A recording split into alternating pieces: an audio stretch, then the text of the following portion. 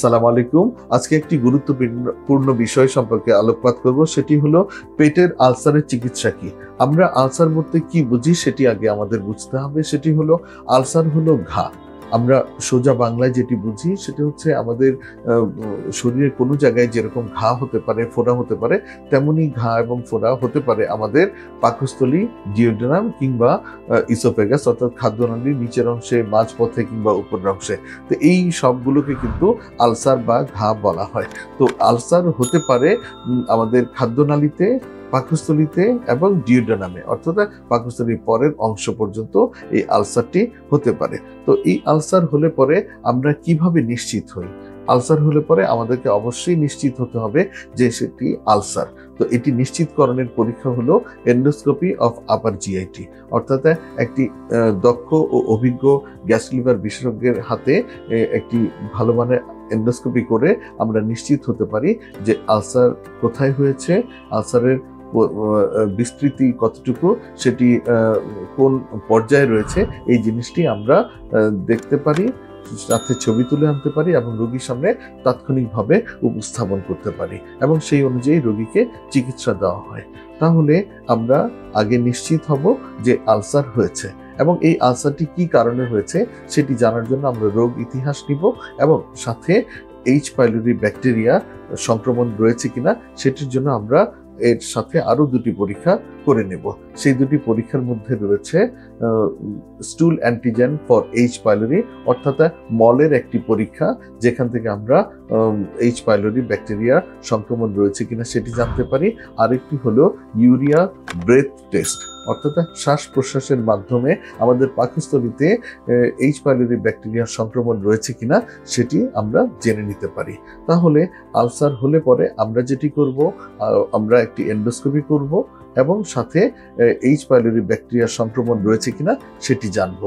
আর জানবো কোনো প্রকার ক্ষয়কারী ওষুধ আমরা গ্রহণ করেছি কিনা, অর্থাৎ ব্যথানাশক ওষুধের ইতিহাস রয়েছে কিনা, কিংবা কিছু অ্যান্টিবায়োটিক রয়েছে, কিছু ইবানড্রোনেট, অ্যালেন্ড্রোনেট, এই ধরনের কিছু ওষুধ রয়েছে যেগুলো আমরা বিশেষ করে হাড়ের ক্ষয়পূরণের জন্য আমরা ব্যবহার করে থাকি। সেই ধরনের ওষুধ কিংবা অ্যাসপিরিন জাতীয় ওষুধ কিংবা NSAID জাতীয় ওষুধ গ্রহণের ইতিহাস রয়েছে কিনা সেগুলো আমরা জানবো। জেনে তারপরে আমরা চিকিৎসা শুরু করব। চিকিৎসার মধ্যে আমরা এক একজনের ক্ষেত্রে এক এক রকম চিকিৎসা হয়ে থাকে, অর্থাৎ ইন্ডিভিজুয়ালাইজড। সেটি হলো প্রোটন পাম্প ইনহিবিটর রয়েছে, কিছু কিছু ক্ষেত্রে দেখা যায় H2 ব্লকার রয়েছে এবং এর সাথে আরো কিছু ওষুধ দেওয়া হয়। এই প্রোটন পাম্প ইনহিবিটরের মধ্যে বেশ কয়েক প্রকার প্রোটন পাম্প ইনহিবিটর রয়েছে। তার মধ্যে রয়েছে ওমিপ্রাজল, ইসোমিপ্রাজল, প্যান্টোপ্রাজল, রাবিপ্রাজল, ল্যান্সোপ্রাজল, ডেক্সল্যান্সোপ্রাজল। এই 6 প্রকার ওষুধগুলো রয়েছে।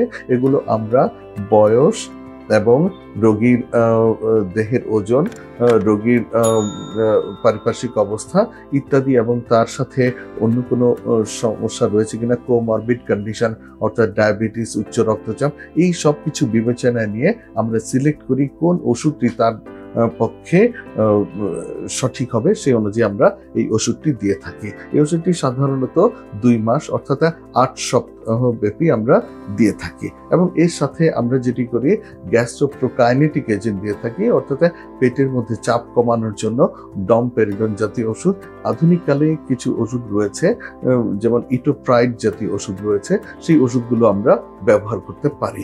আরো কারো কারো ক্ষেত্রে দেখা যায় পেট ফুলে থাকা, ফেপে থাকা, পেট জ্বালা পোড়া করা, এইসবের জন্য আমরা দিয়ে থাকি অ্যান্টাসিড জাতীয় বিভিন্ন প্রকার লিকুইড রয়েছে, সেই লিকুইডগুলো আমরা ব্যবহার করতে পারি। কারো যদি অ্যাক্টিভ ঘা থাকে, সেই ঘা শুকানোর জন্য এবং ঘায়ের উপরে একটি প্রলেপ করার জন্য আমরা সুক্রালফেট জাতীয় ওষুধ আমরা ব্যবহার করে থাকি, যেটি অন্তত 6 ঘন্টা পর পর 2 চামচ করে এবং খাবারের আহারের 30 মিনিট পূর্বে সেটি ব্যবহার করতে হয়। আমরা সেভাবে আমরা ব্যবহার করে থাকি। শুধুমাত্র ওষুধ খেলে কিন্তু পেটের আলসার নিরাময় লাভ সম্ভবপর নয়।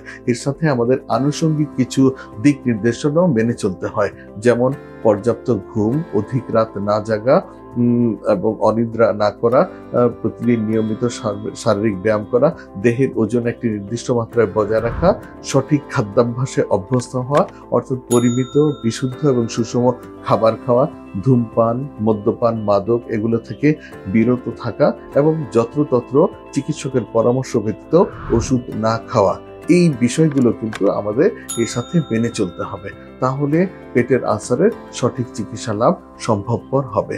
তাহলে আজ আমরা জানলাম পেটের আলসার হলে পরে আমাদের নিশ্চিত হতে হবে আলসার হয়েছে কিনা, সেটি এন্ডোস্কোপির মাধ্যমে, এবং সেই আলসারটি ওষুধের মাধ্যমে হয়েছে কিংবা এইচ পাইলোরি ব্যাকটেরিয়ার মাধ্যমে হয়েছে কিনা সেটিও আমাদেরকে জানতে হবে। এইচ পাইলোরি ব্যাকটেরিয়ার জন্য আমাদেরকে স্টুল অ্যান্টিজেন ফর এইচ পাইলোরি কিংবা ইউরিয়া ব্রেথ টেস্ট করে নিতে হবে। তারপরে আমরা চিকিৎসাগুলো শুরু করব এবং এর সাথে আমরা আনুষঙ্গিক কিছু দিক নির্দেশনা এবং নিয়মকানুন মেনে চলব। এবং এইচ পাইলোরি ব্যাকটেরিয়ার সংক্রমণ থাকলে এইচ পাইলোরি ইরাডিকেশন থেরাপি, যে ট্রিপল থেরাপি রয়েছে, সেগুলো কিন্তু নিয়ে নিবে। সেই ট্রিপল থেরাপি সাধারণত 10 থেকে 14 দিন ব্যাপী একটি কোর্স থাকে, সেই কোর্স অনুযায়ী আমরা ব্যবহার করব। এতে পেটের আলসারের যথাযথ চিকিৎসা হবে এবং রোগী সুস্থ থাকবে, ভালো থাকবে। এবং ফলো আপ করার জন্য আমরা 8 সপ্তাহ পরে, অর্থাৎ 2 মাস পরে পুনরায় একটি এন্ডোস্কোপি করে আমরা জেনে নিতে পারবো নিশ্চিতভাবে আলসার চলে গিয়েছে কিনা। তাহলে আজ আমরা জানলাম পেটের আলসারের চিকিৎসাটি কি এবং কিভাবে ফলো আপ করব।